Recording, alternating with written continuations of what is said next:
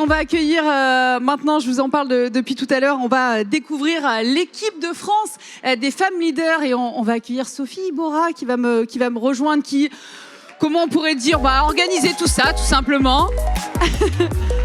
Alors, le vrai titre, c'est directrice des relations institutionnelles et de l'engagement de la tribune, mais on va dire grande chef de tout ce qui s'est passé aujourd'hui. Non, je crois que Jean-Christophe a dit un truc super ce matin, je ne sais pas où il est, Jean-Christophe. Il a dit, Sophie Iborra l'a rêvé, la tribune l'a fait. Ben voilà, c'est ça. Donc voilà. Sophie, on va découvrir cette équipe de France des femmes leaders. On va accueillir pour cela Alain Di Crescenzo, président de CCI France, et aussi Fanny Ruin, première vice-présidente de CCI France et présidente de la CCI Damien Picardie. Bienvenue à tous les deux. Alors, avant de remettre ces maillots à cette superbe sélection des femmes leaders, 11 femmes, hein, vous savez le principe, la rédaction de la Tribune a sélectionné 41 femmes à travers les territoires.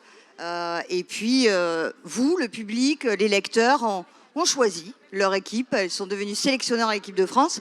On va les accueillir, mais quand même, on va se dire quelques mots. Cher président, Madame. Monsieur Alain Di Crescenzo, vous venez de prendre la présidence de CCI France. Alors, on vous avoue un truc, c'est que c'est un peu la mafia toulousaine, ça. Hein, ça vient de Toulouse, et donc voilà. Allez. Et d'ailleurs, je veux pas foutre la panique, mais c'est la première fois qu'elle me vous voit. Mais bon, vas-y, continue. Pas grave. Tu veux que je te tutoie? Allez. Vas-y. Bon, cher Alain, plus sérieusement, je sais d'abord, que tu es un grand sportif. Donc ça tombe bien, on est au bon endroit. Je sais aussi, et ça c'est vrai, pour l'avoir testé depuis des années, que tu es engagé sur la place des femmes, notamment dans l'entrepreneuriat. Moi, j'ai envie que tu me dises, en tant que président de CCI, quelle est la place des femmes dans l'économie et surtout, est-ce que c'est important? Tu vas me dire oui, mais tu vas m'expliquer pourquoi les femmes doivent entreprendre. Oui. Bon, premièrement, heureux d'être là et remerciements à la tribune pour ce bel événement et saluer toutes les dames qui sont là. Bonjour à toutes et aussi à tous. Bon, simplement, que représentent les femmes dans l'économie? Premièrement, si on regarde aujourd'hui le premier niveau de l'économie qui s'appelle la consommation, ben, les femmes sont en surnombre par rapport aux hommes, vous le savez, et donc vous êtes des acteurs, vous le savez, essentiels de l'économie et aussi de l'investissement. Maintenant, là où ça grippe un peu, et ce qu'on est en train de corriger, ce que tu disais, c'est que quand on regarde quelle est la place de la femme à la tête des entreprises, là on se dit que ça dérape. Et ça dérape, alors ça s'améliore parce que j'ai 2 chiffres à vous donner ou 3. Aujourd'hui, si on regarde la création d'entreprises, plutôt les entreprises individuelles, les PME, celles qui font vivre les territoires, globalement, il y a 43% des femmes qui créent des entreprises versus le reste en hommes. Si on regarde ce qui se passait il y a 20 ans, c'était un tiers. Et si on regarde ce qui se passait il y a 30 ans, c'était 20%. Donc ça évolue. Alors la question c'est, pourquoi c'est important d'avoir des femmes à la tête des entreprises? Premièrement, parce qu'on est complémentaires et on donne naissance à des produits et à des services différents. Deuxièmement, c'est un non-sens économique pour au moins 3 ou 4 raisons. Premièrement, de la croissance. Ça veut dire que si on équilibrait ces 43% et qu'on en faisait 50%, on créerait près de 1 demi-million d'entreprises en plus. Derrière tout ça, il y a de la croissance, il y a de la création de valeur, il y a de l'emploi. Deuxièmement, mesdames, et je vous le dis, c'est des statistiques, il faut en être fier. Mesdames, vous êtes meilleurs gestionnaires que les hommes. Parce que quand on regarde les statistiques en termes de rentabilité des entreprises dirigées par les femmes, elles sont 25% plus rentables. Et puis vous le savez déjà, vous êtes plus résilientes, puisque les entreprises dirigées par des femmes ont 2 fois plus de durée de vie que celles dirigées par des hommes. Voilà. Donc il faut absolument gommer cette inégalité et ce non-sens économique. Et ce que je puis vous dire, peut-être, si j'ai encore 1 minute, c'est que dans notre mandature, on a vraiment décidé de changer les choses, y compris à notre sein. Donc on a aujourd'hui 39% de femmes élues dans nos chambres de commerce. Il y en avait 29 il y a 5 ans. Et vous dire, on n'a encore que 10% de femmes présidentes. Et si vous saviez comme on y travaille, mais on y travaille d'arrache-pied. Et sachez qu'au niveau du bureau de nos chambres de commerce, c'est à peu près 40% de femmes, 33% de femmes au niveau de CCI France. Et pour la première fois de l'histoire, et c'était une anomalie, la première, on a un couple entre présidents, un couple amical, hein, entre président et première vice-présidente, et c'est Fanny. Super, merci. Juste un mot, je sais qu'on n'a pas trop le temps, mais c'est important. quand tu parles du fameux pourcentage de création d'entreprise, il faut quand même dire un truc. C'est que certes, il y a un peu plus de 40% de création d'entreprises qui sont faites par des femmes. Sauf que l'immense majorité de ces entreprises sont des très petites entreprises. Et ça, c'est aussi quelque chose dont il faut s'occuper parce que, en général, les petites entreprises, c'est simple, elles sont plus fragiles, on le sait, elles sont souvent sous-capitalisées ou pas du tout capitalisées. Donc, il y a aussi un devoir, me semble-t-il, mais tu me répondras, d'accompagner ces femmes à se développer, à faire en sorte que ces petites entreprises deviennent de plus en plus grosses, de plus en plus grosses. Ça, c'est une vraie problématique aussi. Voilà, donc on a le droit de faire croître, on a le devoir de faire croître. D'ailleurs, c'est le mot important le mot d'ordre de notre campagne et aujourd'hui de notre mandature. Donc accompagner les femmes, sachant que vous souhaitez plus être accompagnés que les hommes, parce que vous venez peut-être plus d'humilité par rapport à nous. Donc venez nous voir pour être accompagnés. Donc ce que l'on veut faire, c'est faire des programmes d'accompagnement dédiés. Permettez-moi de jeter un petit cri, petite alarme, un petit warning. Vous savez, comme moi, on entend tous parler d'industrie et de technologie. Et quand on regarde l'orientation aujourd'hui, les femmes qui sont dans ces cursus à la fois de technologie et d'industrie, elles sont à moins de 10%. Et il y a un véritable effort à faire de communication et d'orientation là-dessus. Et d'ailleurs, j'ai demandé cette mission auprès de l'État pour faire de l'orientation une grande cause de notre pays. C'est fondamental. Pensez à ça, pensez à l'industrie et pensez aux technologies. Merci. Fanny, c'est à vous. Merci. Alors Fanny, je sais qu'au sein de la CCI, vous êtes vice-présidente et au sein de la CCI, vous entamez plusieurs actions, dont une particulière dont j'aimerais que vous nous parliez. Ça s'appelle les CCIL, me semble-t-il. Tout à fait. Anne. Mais avant ça, pourquoi CCIL ? Parce qu'aujourd'hui, les chambres de commerce ont une vraie action pour développer l'entrepreneuriat au féminin. En fait, sur 3 thèmes. La première, sensibiliser. C'est impératif de sensibiliser. Alors, comment on sensibilise concrètement ? Par exemple, en participant à l'opération 100 000 entrepreneurs. C'est quoi ? C'est des chefs d'entreprise qui témoignent devant des jeunes, des collégiens, de qu'est-ce qu'un chef d'entreprise. Et pour y avoir participé, je peux vous dire qu'il y a encore un gap. Moi, un jour, j'avais posé la question, qu'est-ce qu'un chef d'entreprise ? Et j'ai un jeune qui a levé la main et qui a dit, c'est un homme avec un cigare et une grosse Mercedes. Bon, voilà. Donc, il y a encore un peu de boulot. On a 68 CCI qui ont participé à cette action en mars 2022. L'année prochaine, ce sera plus. Deuxième sujet, l'accompagnement. Alain t'en a parlé. C'est vraiment impératif de pouvoir accompagner. Et alors, un chiffre. Les entreprises qui sont accompagnées par les CCI ont 25% de chances de plus d'être pérennes. Donc, mesdames, n'hésitez pas. Et puis, l'accompagnement, c'est aussi différentes actions. Alors, on le sait, il y a Femmes et Challenge à la CCI Normandie. Il y a la CCI Val-de-Marne qui accompagne aussi sur tout ce qui est financement. Alain l'a dit aussi, les financements, c'est quelque chose qui est un peu compliqué pour les femmes, en tous les cas pas forcément dans leur ADN. Et puis par exemple, à CCI d'Amiens, on a une plateforme où en un clic, on touche 300 femmes chefs d'entreprise avec plein de compétences différentes. Donc l'accompagnement, c'est ultra important. Et puis promouvoir. Promouvoir, c'est quoi ? C'est ce que vous faites aujourd'hui, donc merci beaucoup. Parce qu'en fait, quand on devient chef d'entreprise, c'est pas forcément par hasard, c'est surtout parce qu'à un moment donné, on a fait des rencontres. Et puis, on a eu un modèle. Et puis, il y a eu des témoignages.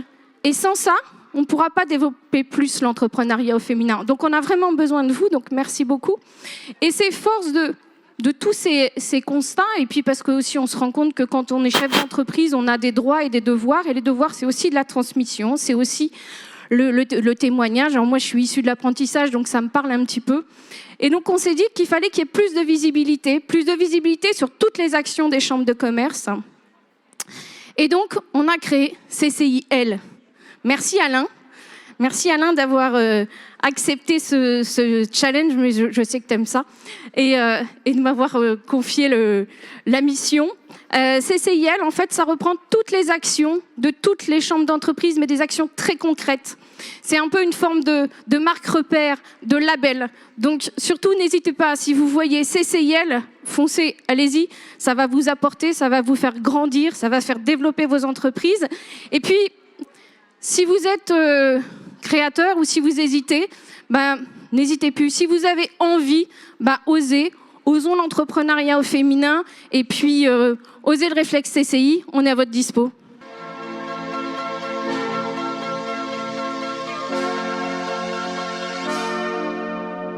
Festina est très fière de participer à ce bel événement et de remettre une montre de sa ligne Rainbow à chacune des lauréates des femmes leaders. Donc voilà, bravo mesdames par avance. Merci beaucoup. Merci. Et ça y est, on va les inviter, les 11 Allez, femmes de cette équipe de France, des femmes leaders. Dans l'ordre, Marie Disserbo, qui est directrice du réseau Femmes de Bretagne. Où est-ce qu'elle est, Marie? Bravo. Tiens, donne. Également, Céline Fabien, que vous avez vu il y a quelques instants, cofondatrice de Feel Object. Et applaudissez-les très chaleureusement parce que là, c'est vraiment pas assez ce que vous faites. Goretti Ferreira, fondatrice et présidente de l'Agence pour l'entrepreneuriat féminin. Marion Friedrich, qui est remplaçante de Emeline Anne, présidente et cofondatrice de Physimed. Léa Lassara, qui est fondatrice et dirigeante d'hôtels et de restaurants, présidente du réseau Femmes et Challenge. Adeline Lescan-Gauthier, directrice générale du groupe Nutri7. Nora Ludway, cofondatrice de Noliju. Laura Marie, cofondatrice de The Carrosserie. Trang Pham, présidente de Digital Aquitaine. Mais aussi Séverine Zigrist, présidente de Defimed. Et Léa Thomasin, cofondatrice et présidente de Hello Asso. Bienvenue à toutes et bravo.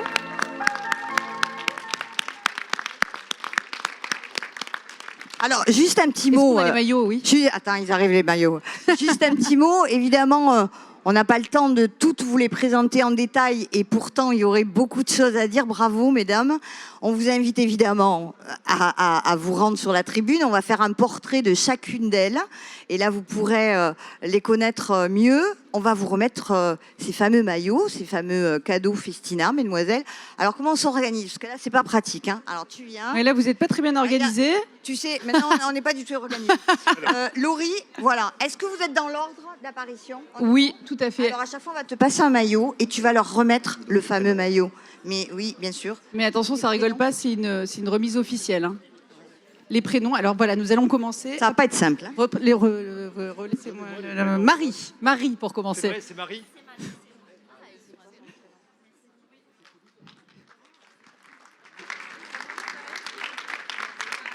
Bon, on le fait comme ça. Ah, on le fait comme ça. Céline également. Et du coup, comme il n'y a plus la musique, je vais redire les noms complets. Fabiuin, cofondatrice de Feel Object que vous avez entendu il y a quelques instants. Goretti Ferreira, ensuite, fondatrice de l'Agence pour l'entrepreneuriat féminin. Marion Friedrich, qui remplace Emeline Anne, qui est présidente et cofondatrice de Physimed. Léa... Non, je vais prendre le temps. Bon, c'est un peu confus, mais c'est chouette. Non, pas du tout. Léa Lassara, Léa, fondatrice et dirigeante d'hôtels et restaurants, présidente du réseau Femmes et Challenge.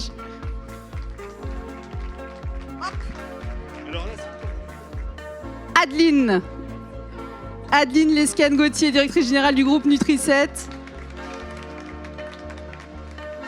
Nora, ensuite, fondatrice de Noliju.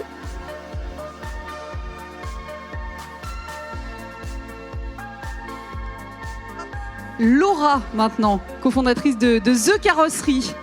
Et je vous invite effectivement à les lire et à aller découvrir leur portrait sur la tribune parce que ce sont des parcours absolument passionnants et il faut que vous alliez les découvrir. Trang, maintenant, qui est présidente de Digital Aquitaine, Trang Pham.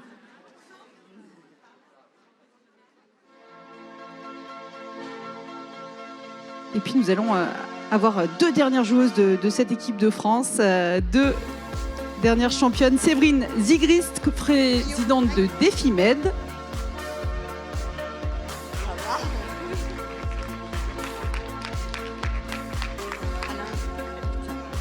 Et Léa Thomasin, enfin cofondatrice et présidente de Hello Asso.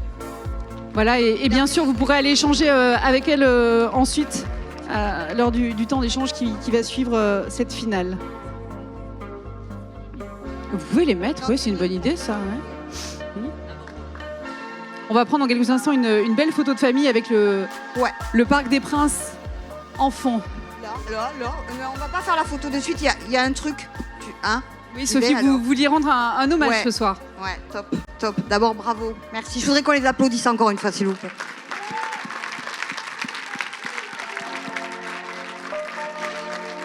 Alors, avant de faire la photo et puis de vous libérer, parce que ça a été une journée très dense depuis ce matin, 8 heures, je voulais m'arrêter quelques secondes avec beaucoup d'émotion, parce que aujourd'hui, nous devions avoir quelqu'un que j'aime beaucoup, qui devait venir non seulement témoigner, parce que c'était un grand sportif, et puis il voulait absolument être partenaire de cette journée parce qu'il était très engagé sur la place des femmes dans l'économie. Il siégeait avec moi au Conseil de l'égalité entre les femmes et les hommes. C'est un homme formidable qui était à la tête d'un grand groupe qui s'appelle Century 21. Il s'agissait de Laurent Vimont qui nous a quittés il y a quelques semaines. Je voulais lui rendre hommage devant vous tous. Je sais que beaucoup de gens, que ce soit dans le public ou parmi nos partenaires, le connaissaient, l'appréciaient. Donc voilà, j'espère qu'il nous regarde de là-haut et je vous demande d'applaudir Laurent Vimont. Merci.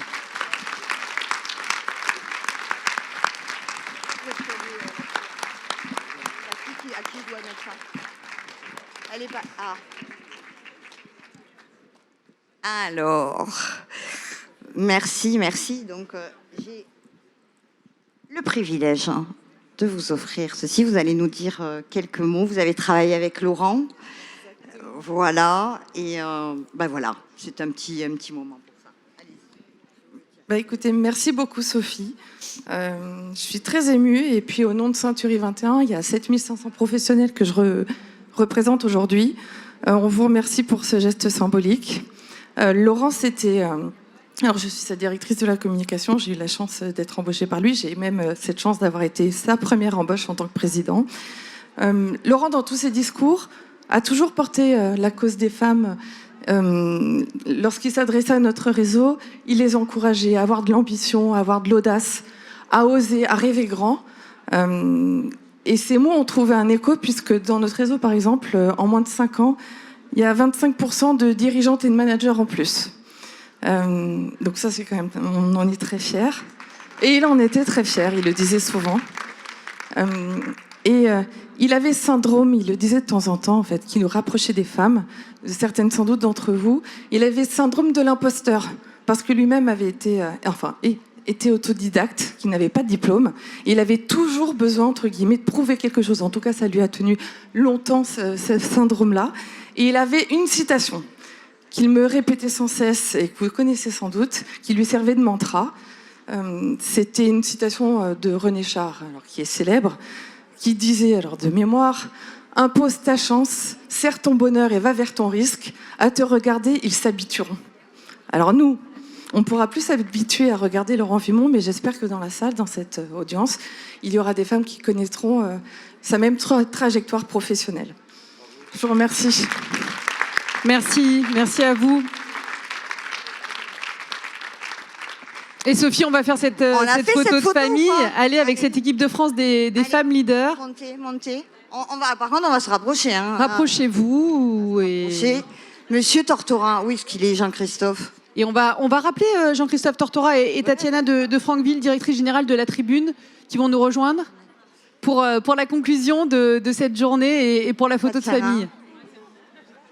Rapprochez-vous, parce que là, ça fait pas équipe, quoi. Donc, rapprochez-vous. Voilà. On va même faire 2 lignes, si vous voulez. Mais oui, on fait ce qu'on veut. On fait ce qu'on veut. Allez, on s'accroupit.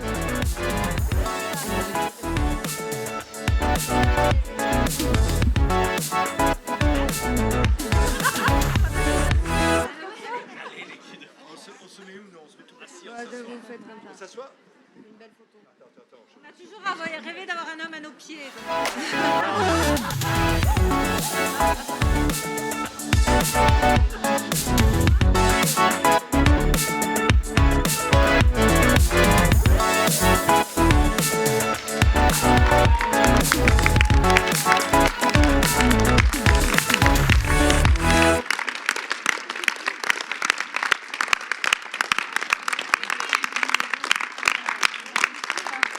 Président, un dernier mot quand même, non?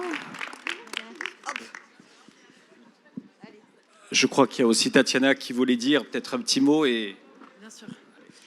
Alors, je voulais commencer juste par un petit mot. Vous vous rappelez qu'il y a quelques jours, quelques semaines, Elisabeth Borne a été élue première ministre depuis 30 ans. Et elle avait dédié cette élection, enfin cette nomination à toutes les filles.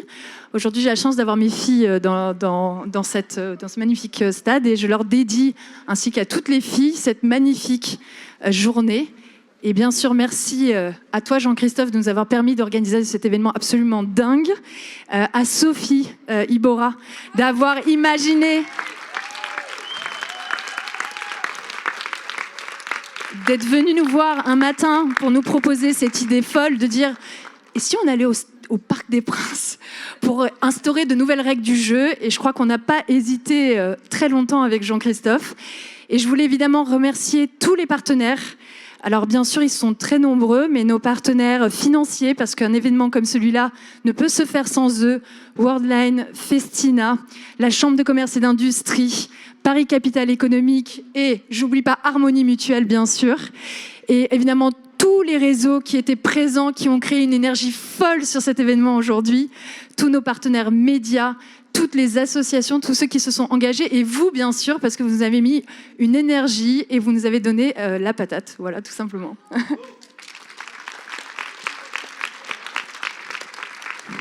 Bien.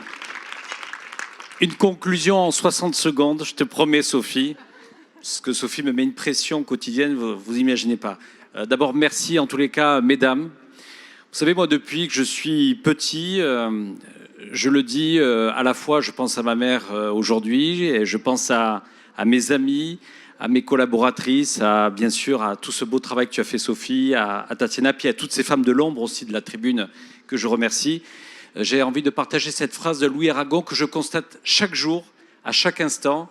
C'est de la femme que vient la lumière. Et j'ai trouvé qu'aujourd'hui, au Parc des Princes, grâce à vous, il y avait beaucoup de lumière. Merci à vous toutes.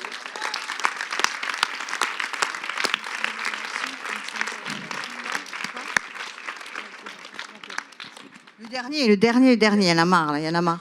Non, moi, que des merci en fait, que des merci parce que ça fait 6 mois qu'on prépare cet événement. Ça fait 6 mois que j'ai travaillé avec tous ces réseaux formidables qui ont mis des tweets. Enfin, ça a été un truc de fou. Ils nous ont accompagnés d'une façon magistrale. Un public qui était là, des gens qui nous suivent depuis longtemps. Moi, je suis très, très heureuse d'avoir réussi ce challenge avec vous. Et puis simplement vous dire un mot. Le dernier mot, il sera pour ma fille parce qu'elle est là. Et que tout ça, ma chérie, c'est pour toi. Voilà, merci. Merci. Ah, le prochain rendez-vous. Allez. Alors, juste, si vous avez aimé cette journée, sachez que le prochain Women for Future, ma chère Sandrine Martinez, ça sera en Occitanie, à Montpellier. On vous donne rendez-vous, cher Alain, c'est aussi dans ta région.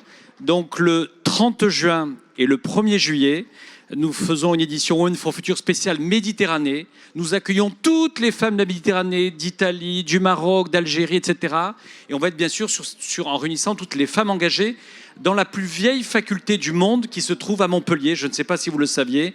Et donc pendant 2 jours, ces femmes vont travailler avec nos rédactions. Et vous êtes les bienvenus en Occitanie, cher Alain. Donc Women for Future Méditerranée, c'est le 30 juin et 1er juillet à Montpellier, au bord de la mer. Merci à vous toutes, merci à vous tous.